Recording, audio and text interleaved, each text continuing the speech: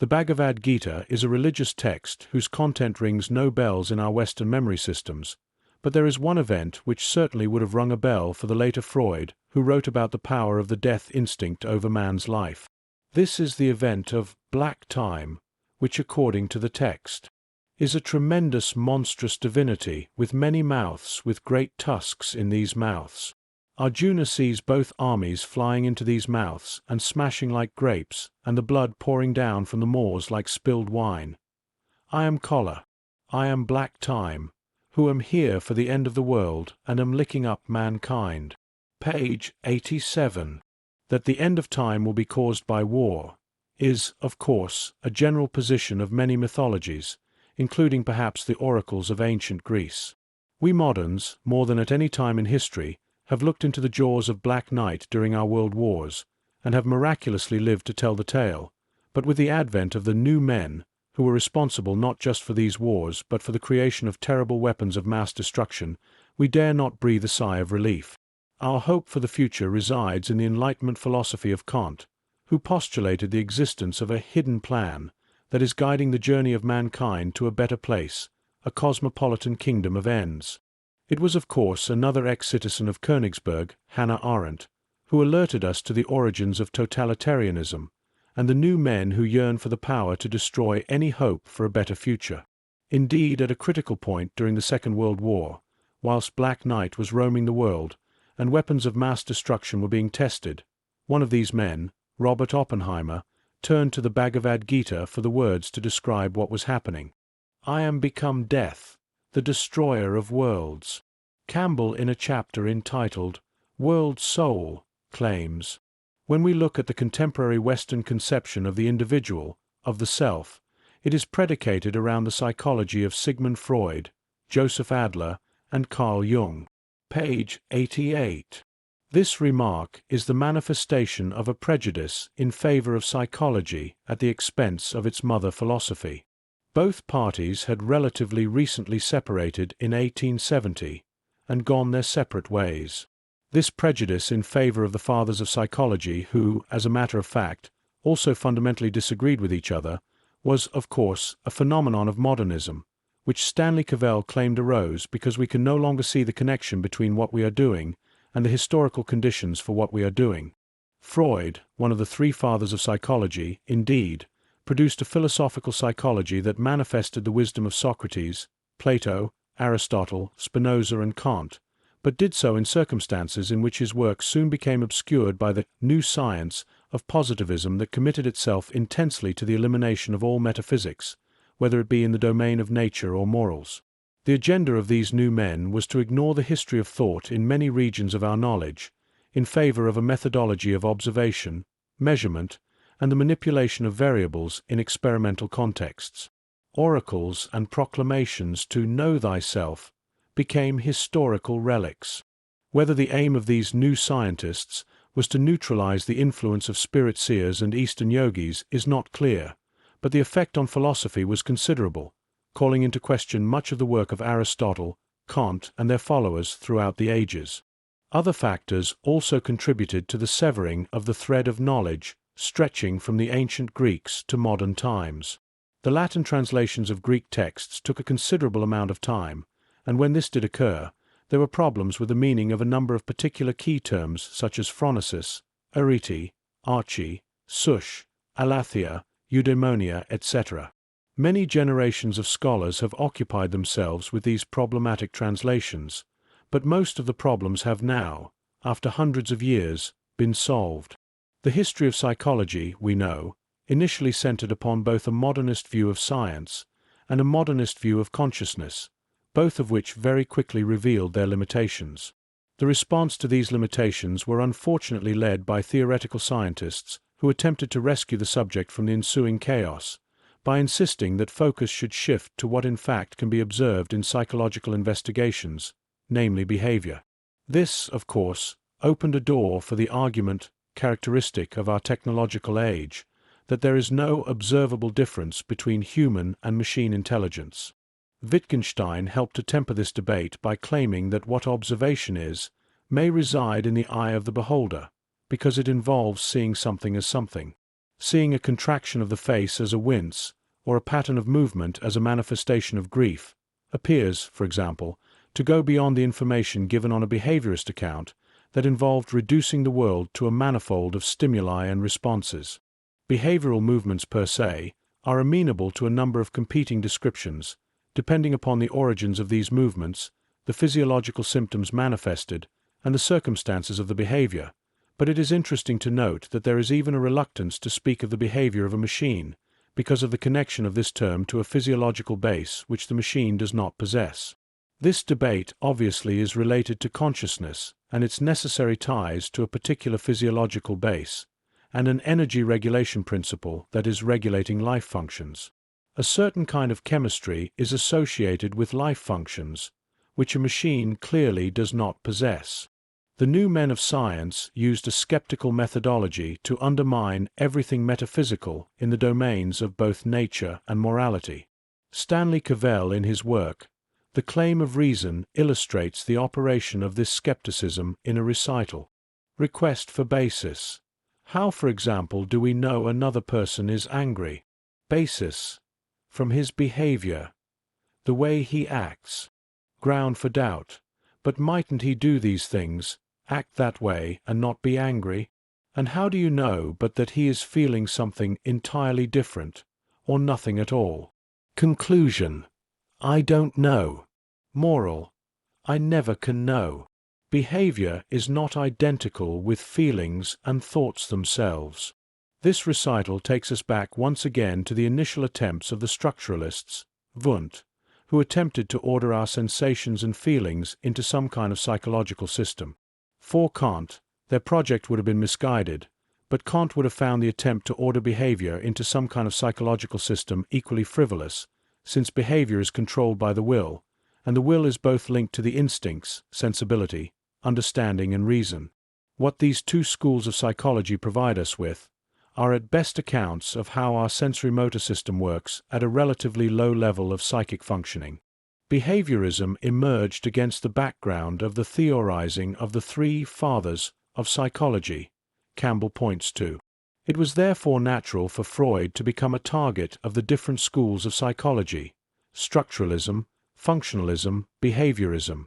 The skeptical rehearsal of Cavell outlined above devolves into another recital in which an automated human being with all the human organs, limbs, tissues, etc., presents itself for evaluation, in relation to the question as to whether this manufactured being can be said to have a human soul. If, as Wittgenstein claimed, the human body is the best picture of the soul, then there would seem to be an argument for an affirmative answer to the above question. What this rehearsal lacks is reference to the important variable of the origin of the human body, which includes having parents, growing in a human womb, being born into a completely different environment, and leading a life of dependency upon others during infancy, childhood, and adolescence. Even if this automated being has been programmed with a history of similar experiences, the origin of the program is different to a human origin. It is, then, not just the bare presentation of a human body that demands we treat this manifestation as a human soul. There must be a physiological, psychological, and social history present too. We can, of course, be misled as the automaton presents itself, and responds to our questions relating to its origin with a pack of lies. Upon discovering the truth eventually, we would not continue to relate to this being in the same way. We ought also to point out that this imaginative projection of a human automaton with a human brain, organs, and tissues may never in fact be technically possible. The later Wittgenstein is not a behaviorist, because he must have included their theories in his judgment that modern psychology suffers from conceptual confusion. His grammatical investigations, on the contrary, are an important tool in discovering what a person is, because our language bewitches us and leads us into confusing one category of thing with another. The sensible correlate of conceptual confusion is the world of illusion that the Indians called Maya, which is the veil that needs to be lifted before we can have access to Brahman, which Campbell equates with the Kantian Noumena world, or Dingensich, page 90. Our Western roots in ancient Greece were to flourish via Christianity, the religion chosen by the military-minded Romans, and this in turn would give rise to individualism, a fruit that perhaps belongs more to the tree of the knowledge of good and evil than to the tree of life. Campbell cites Carl Jung, and an actualization process Jung referred to as individuation. We live in societies, argues Jung, that demands we play a part, take on many roles as Shakespeare indicated. Individuation involves seeing these parts to be masks veiling the individual behind them. Jung, for Campbell, expresses in his Psychology the wisdom of Occidental mythology, which is very different to Eastern mythology, whether the individual actually identifies with the part or the role that is being enacted. This ability to take on another form is typical of Eastern mythology, and even becomes important in life after death, when one may take on even an animal form in the next life. In such circumstances, it is not necessary to worry about Judgment Day in the presence of God, because the soul has a specific weight as a result of the life it has led, a weight that automatically determines what one is going to become. This is a system in which the ego is no longer merely regulated by other agencies, Freud, but is actually effaced because it is regarded as essentially unnecessary in processes that endure over long cycles of time. The major difference, then, between Oriental mythology/religion and our Occidental mythologies/philosophies is that the former focuses upon God and the fruits of the tree of life, and the latter upon man and the fruits of the tree of the knowledge of good and evil. In the Occidental tradition, we also notice a major shift from the mythological/religious to the philosophical/secular. Kant, of course, was the major philosopher leading this shifting emphasis from the theoretical idea of God to the practical idea of freedom. Involved in this shifting emphasis was also a focus upon the beautiful and the sublime, which of course were major concerns of ancient Greek philosophy. The effacement of the ego, the thesis of reincarnation, and the formlessness of the soul belong, of course, together, and are to be contrasted with our Western religious commitments to resurrection, and the retained identity of one's soul, once the body no longer exists. Whether one reincarnates or not, on the Eastern account, appears to depend upon the extent to which we can master our desires and fears, and by that is meant possessing the capacity to desire nothing and fear nothing. On this account, this is not a matter of controlling or regulating the self, but rather of removing this noise of the I from the world. Only then, on the Buddhist account, will we rid ourselves of participating in the unending cycles of sorrow. Page 152. The fire or light of life is only finally extinguished for Hinduism, when the individual dismisses the body and ceases all activity. Buddhism differs in that one can burn oneself or one's body out, but continue in an enlightened state doing one's duty. Yet, in doing so one is like a tree, acting just as the world acts, without desire or fear. There is no need, Campbell claims, for the Buddhist to withdraw completely from the world and kill oneself. This idea is the basic Buddha idea, and it broke the grip of this literal yoga of killing yourself. When a person has purged himself of ego, he is like a string that has been burnt lying on the ground. It looks like string still, but if you blow on it, it wisps away, it isn't there. And so it is with a person who has quenched his commitment to ego and has pulled back. He is, as it were, in the center, and life moves through him in a rolling process. This is the basic ideal, I would say, for the individual living in the world, whether in Buddhism or Taoism or Hinduism. Page 156. Campbell further distinguishes between Hinduism and Buddhism by pointing out that whilst Buddhism is a creed religion, initiated by a chosen figure or prophet, Hinduism is an ancient ethnic religion that one is born into, and whose laws one obeys blindly and without choice. Hinduism is split into castes, but the ultimate untouchables are those who have chosen creed religions from across the seas, e.g. Christianity. The laws of the creed religions come from the prophets, who have a very special relation to God, but who are in a certain sense inferior beings. Whereas in the case of Hinduism, the Brahmin who participates in rituals that can summon the gods are regarded as more powerful and therefore even superior to the gods. Hindu laws, however, have their origin not with the Brahmins, but issue direct from the universe. In Judaism and Hinduism, for example, the laws come from God, even if in the former case Moses was the divine messenger. The religion of ancient Greece, as practiced around the time of the great philosophers, appears, however, to fall into a very different category, given the fact that the laws are chosen by a great-souled human, a phronimos. It is from the Greeks that we get the idea that the human intelligence is competent to determine prudent, noble, appropriate aims for human life and to contrive laws by which those aims may be achieved. This is not the traditional view either in the Bible or in the Hindu tradition. The traditional view is that the law comes from the universe, or from the creator of the universe in the biblical tradition, and is imposed upon man. It is man's function to adjust himself to that law and then live by it, not to criticize it. Page 163. This suggests that we are dealing with essentially different types of mentality: the traditional form of religion, the creedal form of religion, and the ancient Greek form of religion/philosophy. These different mentalities believe in the laws of the universe, laws that come from prophets, and laws that come from rational men, who are great-souled beings.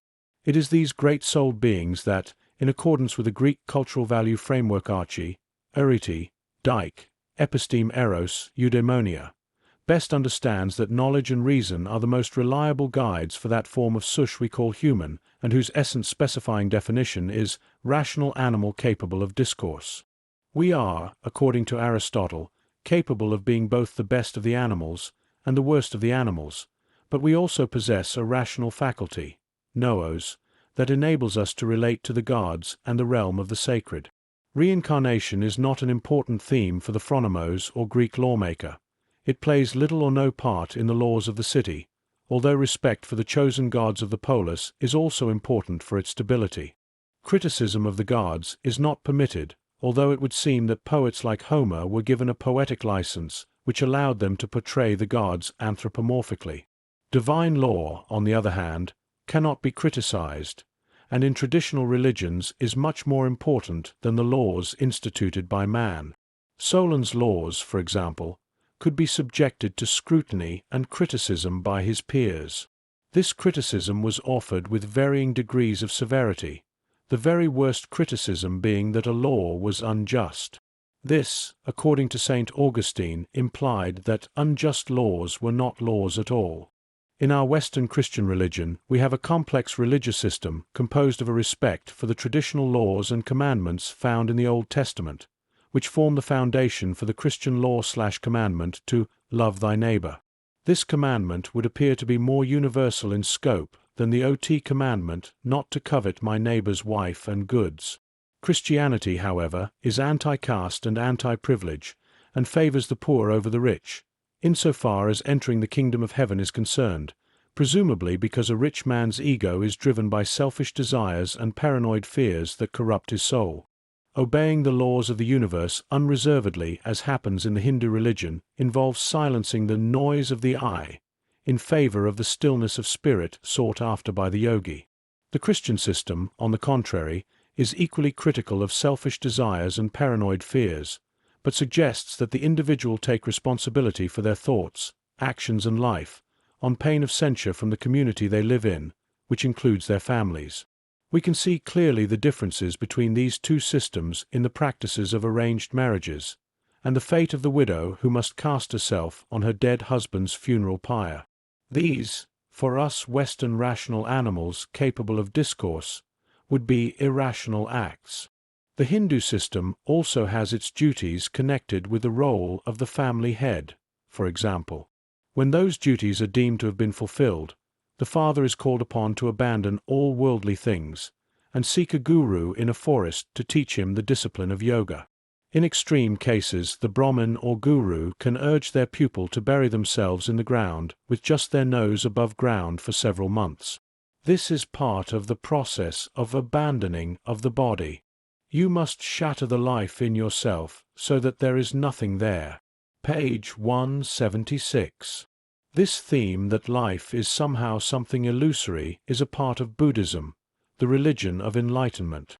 Whilst the primary symbol for life is light, the end for which one is striving, after many reincarnations, is the extinction of the light. The knowledge that is acquired on this journey of enlightenment is that suffering and sorrow are to be found everywhere. The beautiful surface of things, page 180. Behind this veil resides a sense of evil, horror, and ruthlessness.